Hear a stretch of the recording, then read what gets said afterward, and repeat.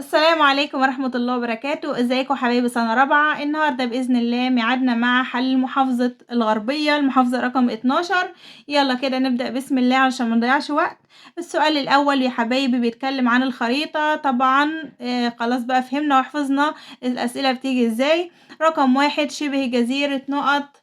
كلنا بقى هنجاوب في الفيديو ده لأن خلاص بقى احنا من كتر ما حلينا محافظات خلاص بقى حفظنا الأسئلة وإجاباتها بتيجي ازاي. فانتوا بقى اللي هتجاوبوا لي الامتحان ده كده بنفسكم. السؤال الأول شبه جزيرة ممتازين، شبه جزيرة سيناء. ركزوا بقى معايا كده عشان انتوا اللي جاوبوا الأسئلة. 2 نهر نقط. 2 نهر نقط، طبعا نهر النيل، برافو عليكم. 3 الصحراء نقط. ممتازين، الصحراء الغربية. 4 بحيرة.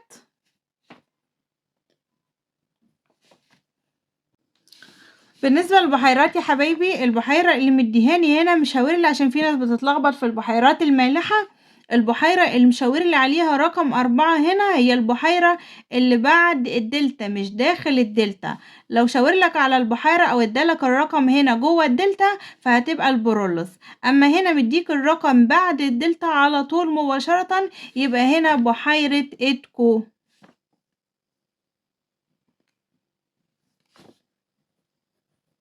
بحيرة ايه؟ إدكو. رقم 5 عندي هنا جبل ممتازين علبة. ويمكن الجبل ده هو الوحيد اللي ما تكررش كتير في الامتحانات، هو وبحيرة إدكو، فركزوا عليهم يا حبايبي كده شوية علشان ما يتنسوش تاني. يبقى عندي هنا رقم 4 بحيرة إدكو، واللي بعدها طبعا مريوط. يبقى هنا البرولوس وهنا إدكو وهنا مريوط. ماشي. عندي هنا رقم 5 عندي جبل علبة، وده ما يتنسيش لأنه هو مش بيتكرر كتير. يبقى هنا عندي جبل ايه؟ علبة. رقم بقى يا حبايبي بما تفسر أهمية الأقمار الصناعية بالنسبة للطقس. أهمية الأقمار الصناعية بالنسبة للطقس. طبعا يا حبايبي الأقمار الصناعية هي السبب في ان احنا نعرف المعلومات الدقيقة عن الطقس. يبقى أهمية الأقمار الصناعية هي اللي تديني معلومات دقيقة وبتجمع لي معلومات دقيقة عن ايه؟ عن الطقس. يبقى ما تفسر أهمية الأقمار الصناعية تجمع المعلومات الدقيقة عن الطقس. السؤال اللي بعد كده اكتب كلمة صح أمام العبارة الصحيحة وكلمة خطأ أمام العبارة غير الصحيحة. رقم 1 تنتشر الصحراء السوداء في صحراء مصر الشرقية. طبعا إجابة خاطئة لأن الصحراء السوداء تنتشر في صحراء مصر الغربية. نقوش معبد أبو سمبل تعد مصادر أولية. طبعا إجابة صحيحة لأن النقوش عبارة عن إيه؟ مصادر أولية. الطاقة الحفرية هي طاقة متجددة تحتاج لآلاف السنين لتكوينها. طبعا الطاقة الحفرية تحتاج لآلاف السنين فعلا، لكن هي طاقة غير متجددة. بالتالي كده الإجابة إيه؟ خاطئة. مبادرة 100 مليون صحة تدعو إلى التوعية البيئية وزراعة الأشجار. طبعا لأ، لأن 100 مليون صحة تهتم بالصحة، أما التوعية البيئية وزراعة الأشجار فدي مبادرة تتحضر للأخضر. فطبعا هنا مختلفة الإجابة، فالإجابة كده إيه؟ خاطئة. تستخدم السيارات التي تعمل بالبنزين لحماية الهواء من التلوث. طبعا إجابة خاطئة لأن البنزين بيعمل على تلويث الهواء. أما لو أنا بقى استخدمت في السيارات الغاز الطبيعي فأنا كده فعلا هعمل على حماية الهواء من التلوث. يبقى كده الإجابة فيها خطأ. السؤال اللي بعد كده ما الفرق بين الحقيقة والرأي؟ هنا عايز يا حبايبي الفرق، يعني مش عايز التعريف كامل، وعايز يقولك عرفني ان في فرق بين الحقيقة والرأي. طبعا الحقيقة هي معلومات تم التأكد من صحتها، أنا اتأكدت إن هي صحيحة. وممكن كمان أقول تتسم بالدقة والموضوعية، دقيقة جدا. أما الرأي فطبعا قد يكون صح أو خطأ، أو ممكن نقول كمان تعبير عن وجهة نظر قد تكون صحيحة أو خاطئة. يبقى كده أنا جبت الفرق بالظبط ما بين الحقيقة والرأي. السؤال اللي بعد كده بيقول اختر الكلمة المناسبة مما بين الأقواس. تقع مصر في الركن نقط من قارة إفريقيا. ممتازين. تقع في الركن الشمالي الشرقي. قام بتأليف كلمات النشيد الوطني. طبعا محمد يونس القاضي. 3. الطقس والمناخ يختلفان فيه. ايه الفرق بين الطقس والمناخ؟ الاتنين بيختلفوا في درجات الحرارة ولا سرعة الرياح ولا كمية المطر ولا الفترة الزمنية. ممتازين. الفترة الزمنية، لأن الطقس فترة زمنية قصيرة، أما المناخ فعبارة عن معرفة الطقس خلال فترة زمنية طويلة. يبقى كده الاتنين بيختلفوا في الفترة الزمنية. رقم 4. الكثبان الرملية تنتشر في البيئة. طبعا كثبان رملية يعني عبارة عن رمال، يبقى البيئة الايه؟ ممتازين. البيئة الصحراوية. السؤال اللي بعد كده إذا أردت زيارة معظم الوزارات فعليك التوجه إلى محافظة نقط. علشان أزور الوزارات أزور محافظة إيه؟ الوزارات دي وزارة التربية والتعليم، وزارة السياحة. الوزارات دي كلها موجودة في محافظة القاهرة ولا جنوب سيناء ولا الوادي الجديد ولا المنيا؟ طبعا محافظة القاهرة.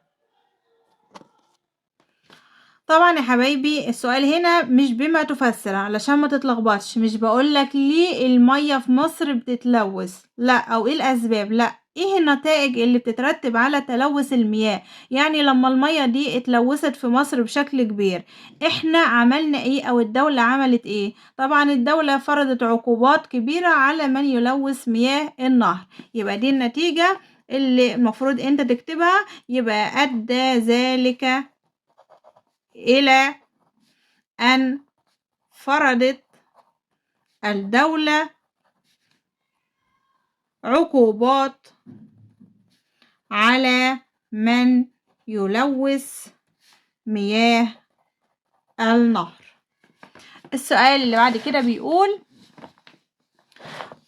من أكون أطول أنهار العالم؟ مين ده اللي هو أطول أنهار العالم؟ طبعا نهر النيل.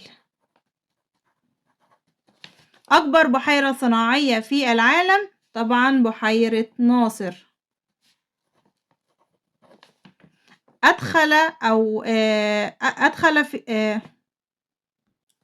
أدخل في صناعة الزجاج. حاجة أو شيء بيدخل في صناعة أو مورد بيدخل في صناعة الزجاج. طبعا الرمال البيضاء. لقبت بأبو الموسيقى المصرية الشعبية. طبعا يا حبايبي هنا بيتكلم عن ايه؟ عن سيد درويش اللي هو لحن النشيد الوطني. أسست بنك مصر ولقبت بأبو الاقتصاد المصري. طبعا محمد طلعت حرب.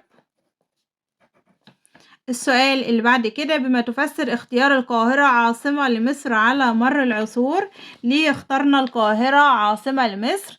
لأنها ملتقى الوجه القبلي والوجه البحري. والوجه الايه؟ البحري. ننتقل بقى مع بعض يا حبايبي المحافظة اللي بعد كده وهي المحافظة رقم 13. والسؤال الأول بيقول 1. البحر نقط. طبعا البحر الأحمر. ممتازين. 2. قناة السويس. 3. الصحراء الغربية. برافو عليكم، علشان انا عارفة ان كلكم دلوقتي بتجاوبوا الاسئلة قبل ما انا اجاوبها لانكم كلكم شاطرين وممتازين. 4. بحيرة. برافو عليكم، بحيرة ناصر. 5. البحر المتوسط.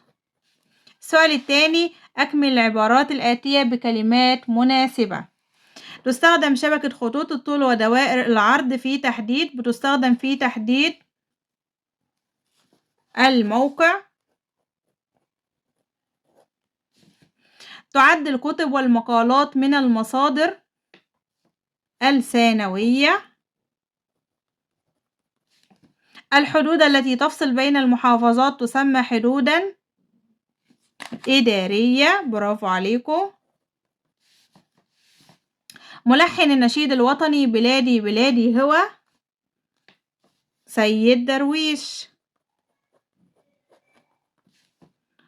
نقط راية تتخذها المحافظة رمزا لها. راية تتخذها المحافظة رمزا لها، طبعا الشعار. السؤال اللي بعد كده، اكتب كلمة صح أمام العبارة الصحيحة وكلمة خطأ أمام العبارة غير الصحيحة.